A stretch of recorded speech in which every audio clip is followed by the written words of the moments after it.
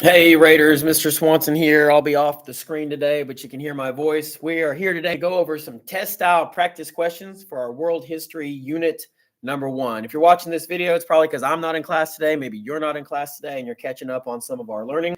We are here at the end of unit 1 for world history, early civilizations, the Renaissance, and the Protestant Reformation. And what I want to do here is go over how to approach test style questions. Now listen to me. Obviously, our content is going to be important. You got to know certain facts. You got to go over the key vocabulary. I've said a lot of things in class. All that information is important. But let me give you a but here. Sometimes how we approach questions is just as important as knowing that information in the first place. Sometimes, let me give you this, there's a real strategy to approaching a test question. You may not fully understand the content of the question, but still you can arrive at the correct answer. Don't believe me? Tuck in for a few minutes here, and I'm going to explain to you the strategy. I call this Mr. Swanson's test style practice questions. Sometimes throughout the semester, we're going to answer a lot of these questions throughout the semester in your toolboxes on the big screen. I call this Swanson style practice. And then we're going to play a game. I like to make it a game. We call it Keep or Kill. If you are intrigued by that at all, tuck on in as we address this very first question. So this is in your toolbox. Okay, I think this is in the middle of the pages near Mesopotamia. The questions we're going to address today are kind of scattered throughout your toolbox. Now, hear me on this. Try the questions first in your own way. Don't just listen to my video. Wait for me to give you the answer. Try the questions first, then come back and listen to my explanations. So if you need to pause the video in order to answer these questions, do that. Pause.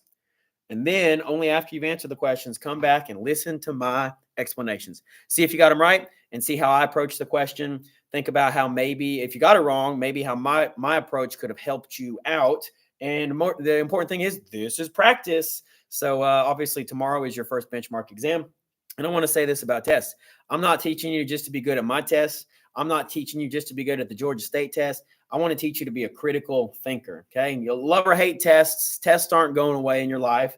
No matter what you want to do in your life, you're going to keep having to pass tests. You might be college bound. You're going to take tests in college, of course. If you're not college bound, hey, I've had students say, I want to be a cosmetologist. Well, guess what? You think you're going to not take tests in cosmetology school? You are. So I want to help you get ready at being able to approach questions no matter the content, whether it's world history, science, math, cosmetology, or whatever other subject you might be taking on. This strategy can be helpful to you in a lot of ways. Okay. In this classroom, we're not just helping you with social studies. We're helping you with life. So all that said, question number 1, it is labeled question number 1. Let's read it. Now, hear me on this. My first step in approaching test questions is to read the whole question. I don't know how obvious that might sound, but I see students all the time read too fast, skip over keywords, think they know what the question's asking for, jump straight to the answers, and in fact, they get the question wrong because they didn't read the whole question. So crazy concept. Step number 1, read the whole question. Let's do that. Use the map showing the location of the Tigris and Euphrates rivers to answer the question. Now, when you take tests in this classroom, you'll do it on the computer through Illuminate, but I'm always going to give you a blank sheet of paper. And on that blank sheet of paper, I encourage you to maybe jot down some notes, interact with the question. What are some keywords that I see? So the first thing I see is use the map. I love that they've given me a map, right? I mean, in a way, the answers are probably right in front of me as long as I understand what the question's asking for. So use the map. Tigris, Euphrates rivers to answer the question. Well, I remember that this is the cradle of civilization. Cradle, hard to write and talk. And then this is Mesopotamia, my first earliest civilization. So what is the historical significance of this region? Let's look at the options. Similarly, I'm going to read all the options. Sometimes I see students think it's A, they like A, they choose A, when in fact A is not, was not the correct answer. Maybe they read it too fast, they read it wrong, they got distracted by the way it was phrased. The better answer was C, but man, they were so convinced it was A, they never even got to C. So similar advice, read all the options. Even if you're convinced it's A, read all the options. Now, this is where I like to turn it into a game. When I look at these options here, I call the game keep or kill. Do I want to keep the option? I like it. It might be correct. I'm still going to read the rest of them, but I'm going to keep it. Or is there something in this option that makes it wrong, and I'm going to kill it? Y'all, a lot of times one word can make it wrong. So let's see what we got here. It is the location of ancient Greece. Burn. Okay, listen, I know I just said read the whole option, but right now I know that Greece makes this wrong. I'm not looking at Greece. So I'm going to kill this option because I'm not looking at ancient Greece. B, it is the location of ancient Mesopotamia. Yes, it is. But what's the rest of the phrase? Here's another way students will go wrong. You might have only read half of that. It is the location of ancient Mesopotamia. Yes, it is. But what's the second half say? Where the oldest known democracy was established. Burn. That would be accurate for Greece, but that's not what I'm looking at. So I'm going to kill B. C, it is the location of ancient Mesopotamia. Yes, it is. I have the first half of that option is the same. Let's read the second half. Where one of the earliest known civilizations was formed. The cradle of civilization. I like it. Keep or kill. I'm going to keep it, but also read D. D is location of ancient Greece. Burn. Back to killing it because I know I'm not looking at Greece. And very plainly, C is the correct answer. Now, I know some of y'all are going to look at that a whole lot faster. You're not going to take 4 minutes to get through that question. You're going to pick C and move on. But I'm telling you, this strategy will help you when you're stuck. So in practice, it is always good to slow down, do my strategy, read the whole question, read all the options, use your pen, cross things off along the way. And even if you're a student that just, it's C, you got it, going through the practice of this strategy is going to help you out when you're stuck. Moving on, question 2. In your packet, it's labeled question 2. What contribution did the Mesopotamians make to the evolution of writing? Well, I know that every early civilization was marked by their different writing styles. I'm thinking of a couple of them right now. I mean, Mesopotamia, Egypt, Greece, Rome, they all had a uniquely different way of writing. The Mesopotamians used those sun-hardened clay tablets for the writing known as cuneiform. See how I wrote that to the margin there? Keeps my brain straight. Y'all, I haven't even looked at the options yet, but my brain's in the right spot. Now let's go look at the options. They created the Phoenician alphabet, which used pictures to represent sounds.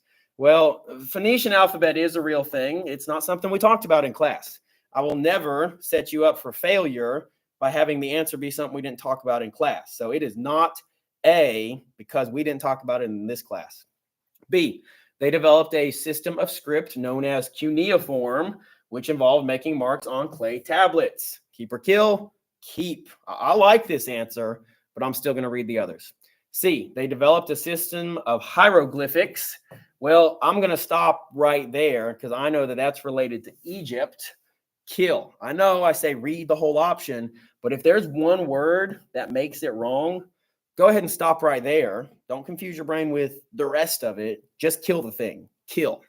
D, they created cave paintings. Also kill because cave paintings are pre-written text.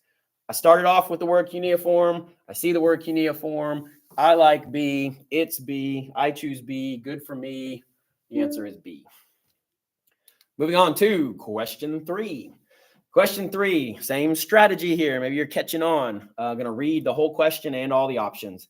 The influence of which ancient culture had a lasting impact on Western educational philosophies, leading to the continued study of the humanities? Buzzword there, humanities, Western educational philosophies. Well, that's the school you're still in today. So let's read all the options here. Han Chinese culture. This class didn't focus on Chinese culture. That's not it. Eastern Orthodox culture. Again, not something this class focused on. So in this case, you could simply exit out. That's not the answer. Ancient Greek culture. Okay, I remember brains versus brawn, Athens, focusing on the mathematics and philosophy and such like that. That is the humanities. I also remember that ancient Greek culture influences the Renaissance and the rebirth of Western education teaching the humanities. I like the fact that this question says Greek culture. Keep C. D, early Islamic culture. Well, This class hasn't dabbled in early Islamic culture yet. We will talk about the major world religion of Islam, but in Unit 1, we're not there. Quite frankly, that process of elimination is pretty easy. The only civilization we've talked about is Greece. The answer is C. Moving right along, hopefully you're catching on to the strategy here. I'm going to go a little bit faster. Question 6, how did Christianity spread in the early years after the death of Jesus? Well, this fits into our class because we talked about Rome and Christianity. So Jesus, Rome is the civilization I'm thinking of. Let's see. Early Christians revolted against Roman rule and established their own empire. Did not establish their own empire. They might have resisted Roman rule, but I'm not sure the word revolted fits. It's not A. Kill that one for several reasons. B, the Pope ordered Christian soldiers to spread Christianity through the, here's my kill, Crusades. I was a little iffy on Pope. Might have killed it right there. Definitely not the time of the Crusades. Not what we've talked about in class. Not B. C, Jesus' followers traveled to different cities to spread his teachings. Go, therefore, and make disciples of all the nations. That's on brand. That is a way that Christianity spread. You know, it doesn't say it, but I'm also thinking about Roman roads, making that possible. So you see how I'm bringing my knowledge together? I like C. D, Emperor Augustus converted to Christianity and made it the official religion of Rome. Well, two things here. One, it wasn't Augustus, so that's enough for me to kill it. But two, the question says early years, and this wasn't until 313. Emperor Constantine, not Augustus, makes it the official religion of Rome. So I'm going to kill D, and that leaves me with C. Catching on here? See how we're doing this? Question 7. What did Jesus' followers preach as proof of his divinity following his execution? A, so execution, I think about the cross. I think that Jesus, so history says a man named Jesus lived and taught and died. History says that. Religion says that Jesus rose to life again and ascended into heaven. So history absolutely believes a man named Jesus lived and died, was born and lived and died. Faith has to decide whether you believe that he rose again. And this does say Jesus's followers. So from faith, what do they offer as proof? He died on the cross, but he rose again. I'm going to draw an arrow towards heaven and ascended into heaven. This core belief of Christianity. So let's look at the options. A, they preached that he was reincarnated in another body. Well, as the kids say, that's doing too much. Okay, that option is not what Jesus's followers say about him. B, they preach that his spirit was housed in the Holy of Holies. Not something we've talked about in class. Gets a little much too in depth with the Hebrew Bible. It's not the Holy of Holies. C, they preach that he was resurrected and ascended into heaven. Died on the cross, 3 days in the tomb, raised back to life, and ascended into heaven. That is something that makes sense for what Jesus's followers preached. I'm going to keep C. And D, they preach that his physical form survived and he could not have been killed. Well, not true. They preach he was dead. Part of the miracle is that a dead man rose to life again. It's not D. It is C. Question 7. The correct answer is C. Moving along into questions about Martin Luther and the Reformation. Now, I know I haven't been in class for a week. I've been Army National Guard drill. You received this lesson on your own through Google Classroom. So let's make sure that we're tracking everything about Martin Luther. Martin Luther, father of the Protestant Reformation. He writes his 95 gripes, 95 theses, nails them to the wall of his church. And well, this question here is actually giving us one of those theses. You know, we didn't read all 95 of them in class, but in this question, I need to understand the context of what I'm looking at it and apply it to the question. So it's okay that we didn't read all 95 theses. I know you don't have them memorized. You still know enough to apply this question, this information to the question. So thesis number 43. Christians are taught that he who gives to the poor or lends to the needy does better work than buying pardons. Buying pardons. That's the word indulgences. Indulgences. The Catholic Church was selling forgiveness of sins And that's something that Martin Luther hated. So now I understand what the question is pointing out. Which of the answer best describes Luther's purpose in writing this? Now, the word best, that's important. There may be one that feels close. This is really important to read all the options because I got to land the one that is definitely best. A, to criticize the practices of the Catholic Church. Well, indulgences was a practice. He did criticize them. I'm going to keep A. To create the Protestant branches of Christianity. Very important to remember, Luther did not want to split his church. He wanted to reform it. Now, he did end up splitting the church into Catholic and Protestant, but he was not trying to create the protesting branches of Christianity. Okay, he wasn't trying to. So this option, this is a no. That's not the best option. C, to make a case for appointing him as the next pope, not what he was going for. D, to translate the Christian Bible into simple German. Something he will approve of is translating the Bible, but that's not what's in the text. The text is about buying pardon. So see how the word best matters? D might feel true. It is overall true, but it is not related to the quote that we have in front of us. The correct answer is A. Indulgences was a practice of the Catholic Church. It's what Martin Luther was criticizing. And two more here. I was about to say last one, but two more here. Looking at a map. Man, I love maps. When I'm looking at a map, I usually have the answer right in front of me. I just got to understand what the map is showing. So religion in the 1600s. I know this is about, this is in the years after the Protestant Reformation, right? That happens in the 1500s. So in the years, in the half century after the Protestant Reformation, what am I looking at? Well, I'm looking at a bunch of different denominations of Protestant Christianity. I got Catholic in there, but I got a lot of Protestants as well. Okay, a lot of colors smattered throughout Europe. I know I'm looking at Europe. Let's see what the question is actually asking for. Which most contributed to the distribution of religions and denominations during this time frame in Europe? So the Crusades undertaken by Catholic Europeans. There's a lot going on there. First things first is we haven't talked about the Crusades in this class. Second thing second, the Crusades were not necessarily in the name of Catholic exclusively. It's not A. It's not A. It wasn't about the Crusades. B, the Protestant Reformation begun by Martin Luther. All right, that is a core piece of our class. This unit creates denominations, and I like B. C, the development of mercantilism. Well, mercantilism is a financial economic system, and I'm looking at stuff related to religion, so I'm going to kill this because of mercantilism. D, the rejection of Enlightenment ideals. Well, haven't talked about the Enlightenment. Europe actually accepts Enlightenment ideals, so I'm going to kill the word rejection.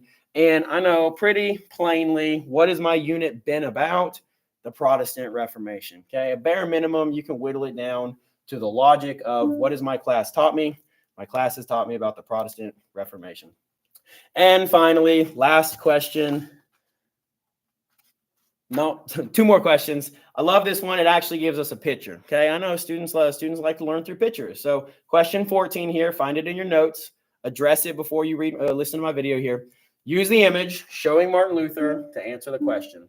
Martin Luther nailing 95 Theses to the castle, to the door of the Wittenberg Castle Church, October 31st, 1517. I know that that's what's happening here. So 95 Theses.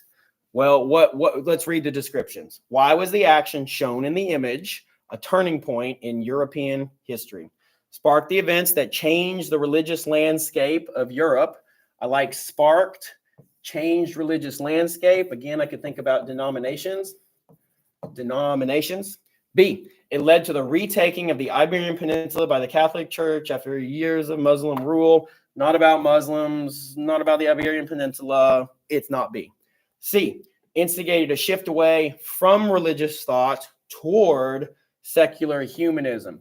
Well, this is backwards. Okay, if anything, it gives us more of a focus on religion and not secular humanism. So this statement is backwards, and for that reason, I kill it. And D, it marked the end of the Dark Ages and the beginning of the Renaissance in Florence. Don't be confused by this R word. We did talk about the Renaissance, but this is the Reformation. Reformation, okay? R word, Reformation, Protestant Reformation. Plainly put, it is A. The correct answer here is A. And one more question, finally. Tricked myself 3 times, but here we are on the final question. Question 15 in your notes. Which of the following is not a way that the printing press impacted the production and distribution of books? Students, when I say that the way you approach a question is crucial, this type of question can become very tricky. The word not is very important. It's in all caps, but I've seen students read too fast and they'll skip the word not. Which of the following is the way the printing press impacted the distribution of books? Guess what? 3 of these are correct and 1 of them is not. 3 of these are true statements and 1 of them is not. So if you're reading too fast and you read a true statement, you're going to pick it and you're going to get the question wrong because the question is calling for not. So the way I like to approach this question, I'll still do keep or kill, but the way I like to approach this question is I write true or false. And then at the end of my list, I look for the one that's false because the question asks for not. So A, printed books had more mistakes than hand-copied books. That's false. Here I am starting with a false one. I'm still going to read the rest of them to make sure I'm straight. Hand-copied books had a lot of errors. Printed books, as long as you got your print type set correctly, printed books eliminated the errors that were very common in handwritten books. B, printed books were finished more quickly than hand-copied books. This one's true. Printing makes it faster. Printed books were available to more people than hand-copied books. This is true. You can print more of them. Printed books made publishing books easier than hand-copied books. That's a good summary word there. Simply easier. Cheaper, faster, more efficient. More can be printed. Yes. False. True, true, true. Since I'm looking for not, the answer I choose is the false one, is A. Hey, this was a 20-minute crash course on how to answer questions, how to answer test-style questions. We have looked at the world history perspective, but this attitude can be applied to any question you're seeking to answer. If a question gives you a chart, a quote, a picture, we love those kinds of questions. The answer is probably right in front of us. We just need to know what the question's asking, apply our knowledge to the map, the chart, the picture, the quote. The answer is probably right in front of us. I hope you've seen how it's pretty easy to eliminate wrong answers. I'm telling you, this is my pledge to you. If we haven't talked about it in class, it is not one of the answer options. So you can always eliminate those options. Sometimes they'll try to trick you with the word not. They'll try to trick you by throwing in a different country. They'll try to trick you by throwing in the wrong date. You're going to be smart enough to just eliminate those, kill those options, and of course, find the one that you want to keep. So from Fabulous Room 1206, crash course on how to answer questions in world history, Mr. Swanson is signing off.